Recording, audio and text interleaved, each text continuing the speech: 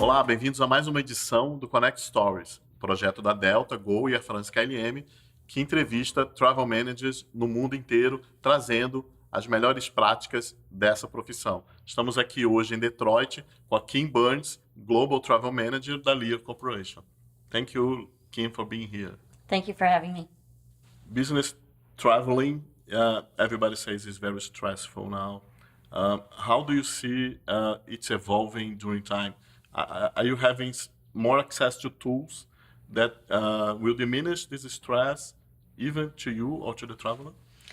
I think that the industry is changing in a positive way to give the travelers more amenities and more comfort when they're traveling, because it is stressful to get to the airport and to go through security and feel like all of this preparation to go on their trip causes a lot of anxiety. So the tools that are being offered today is much different than in the past. Mm-hmm. And it does offer much more comfort and connectivity for people to continue to do their job or even relax with onboard entertainment so that when they arrive to their destination, they feel refreshed and can do their core function of their job.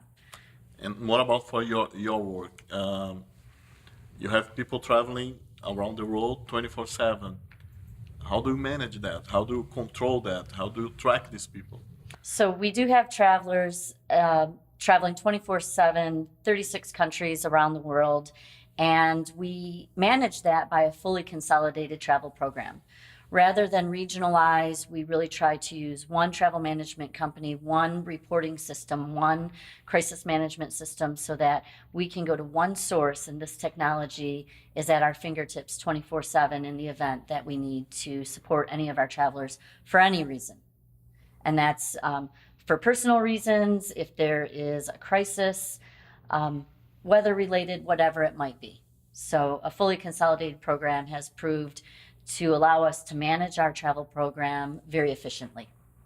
Which was the most recent crisis that you remember using these tools? I would say the earthquake in Mexico City. Uh-huh. Yeah. And it was really fantastic that we could access these tools within minutes and give our senior leadership a list of people who were potentially impacted and invoke our crisis management plan to get them out, and also communicate around the world to prohibit people from leaving at that moment to arrive at that destination, or to rearrange their travel plans so that they don't go into that scenario. And which is the system that you use on that case? We use the system through our travel management company, which is called Expert Care with American Express Global Business Travel. And like I said, we have a fully consolidated program. There are only just one or two locations that are not compatible. And thankfully, our travel is very low in those areas. And you had to invest some money on that, or they came with the solution and you just pay for the use of it? They did come with the solution. Uh-huh. Their technology was within their company as well as some of their third-party vendors, and we pay to use the tool. So different license agreements. And how about our relationship with American Express? How strategic is that for you? We have a fantastic relationship. We have a global representation, and we also have regional representations of their management, because as much as we try to make the program a one-size-fits-all, there are differences around the world. So we do need to adjust to those. They do come to us with a strategy. We do work together as a partner, not just a customer-client-based relationship. We really look to them and their expertise to bring different solutions to our program and offer their solutions that will complement our program. And in doing so, we make those adjustments around the world to make the best strategies and the best solutions for our particular program, knowing that every one of their clients is a little bit different. Sure. We may subscribe to some things and not other things, but our partnership has been with GBT for years, and we're happy to be their partners. You also have a global program for preferred suppliers? We do. Delta is our preferred partner, our number one preferred partner around the world. And their relationships, their joint ventures, their partnerships absolutely complement our business and our business strategies around the world. What they do to connect us under a consolidated program is a the best benefit that we've had with any other carriers. Talking about the travel policy, have you improved it so you can balance the goal for savings for the best price and also the engagement of the traveler? We have. I think there's always room for improvement. We're always looking at it and reevaluating it and trying to adjust it with the different needs that our business is taking us. Cost is a big factor. Obviously, that's travel is a controllable cost for every company. And it's something that they are always looking at with a magnifying glass. However, we do also look at the value of the product. Okay. And that is something that's been very important to us. As we talked about earlier, the comfort from end to end when the person is traveling. This is something that Delta and their partners have very much succeeded in doing, more than the competition could ever catch up to. Okay, but what about the well-being of the traveler? How important is that for you in your policy? Time is value as well. Yeah. Absolutely. So we do look at that. We adjust our policy to be the most efficient for the employee. We do have different policies for different band levels of employees where, maybe our executive team doesn't have as much time and their time is more valuable to lead our company to success. We might adjust the policy a little bit different for different levels of employees, but we do look at all of our employees as important, and one of our biggest mottos is one Lear. So one Lear, we try to accommodate all people in all regions to give them the most valued product and the most efficient way to travel for their business travel. And they engage on that you have some flexibility on your policy? We do. Not at all? I would have to say our policy is very strong, but we do have some flexibility with cost ranges and time ranges to understand their time and their value. And we also like to consider their time away from their home and their family. Work-life balance is very important to our employees. And it's important to us because we want to retain and acquire fantastic talent to take our company to the next level, always. And what about onboard Wi-Fi and luggage? We do allow all of that, absolutely. We want our employees to be productive, but we also don't expect them to work when they're on the plane. So they could use those onboard amenities to relax and, again, be functional when they land at their destination. What would you say would be the most serious or the most urgent problem that you have dealing with travel friction today? I would think that our biggest travel friction is somebody requiring to take a connection flight versus a nonstop flight. So if the cost savings is substantial, then we do require the lowest fare, as long as it is within a time parameter. If it's not, of course, we're not going to force somebody to take 8 hours to get someplace when they could get there in 2 hours. It's just not efficient for their life or their time or even the value. Talking about your job, about travel management, what do you think would be the best practice of your job?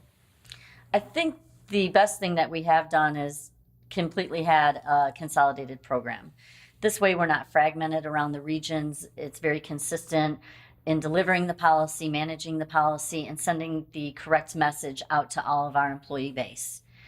And in doing so, I think that consistency has a level of reassurance to the employees because we're not one way doing it one way in another country and then changing it for a different country. So a consolidated, consistent program is probably what we do best.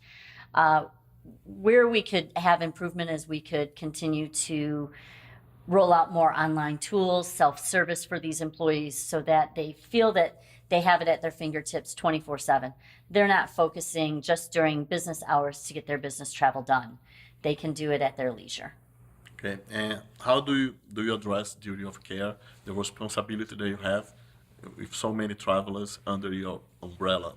Absolutely. That is an extremely important topic for our company.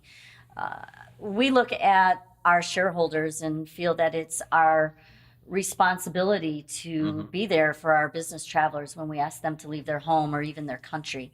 So using the tools that we have through the expert care, through our TMC, is really how we manage the crisis management. We also use some third-party vendors to invoke a crisis management plan when we have to, in the event that we need to do an evacuation or something of that sort. The duty of care is the main reason why we have a fully consolidated program. Do you think your travelers will be willing to give personal data like biometrics to airports and airlines?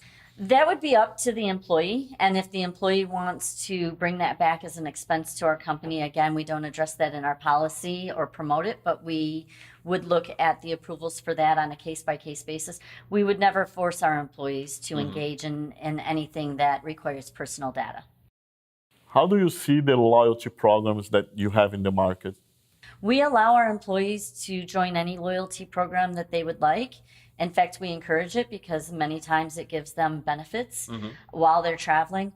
We do not retain any of those for soft dollars. We kind of feel that that's a benefit for them, their personal time or their time away from their house, their family, and their country, to retain those loyalty programs. We encourage it, but we don't force it. In your opinion, what suppliers like GDSs or airlines, hotels, what can do to improve the relationship between them and you and your travelers? The GDS is, I feel, a bit archaic, but an essential need. We can't live without it. I do hope that the GDSs will continue to evolve and support all of the vendors that are distributing their content through the GDS to be more flexible to display that content. And that's one of the challenges that we have when we are working with partner networks, JVs, where we're trying to code share many of the airline tickets that we're issuing. That's a little bit of a challenge, but I can say that luckily our TMC is a very good expert at it, and they do work through that. But the airlines, specifically Delta, moving with their joint ventures and their partners, have made great strides and great accomplishments in aligning the GDS codes among their partners. You've been a lot of times to Brazil. How do you, did you like it? It was a good experience? The hotels, the flights, the I love cities Brazil. that you visited? I love Brazil. I have had fantastic, great interactions with our business, people, from end to end, from the minute I land to the minute I leave.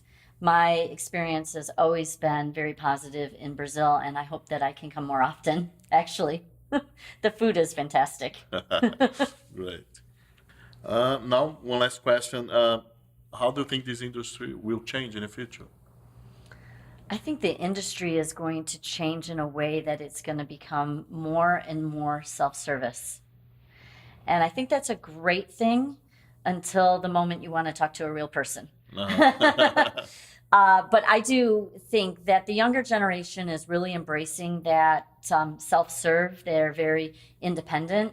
I think some of our more veteran employees still want that high touch or that personal interaction. And I think the travel industry is still embracing both of those. And that's the one thing that will continue to change as generations change in business travel. So Kim, it was very nice to hear from you, all these stories, all your experience. Thanks for participating on Connect Stories, and hope to see you again very soon. Thank you.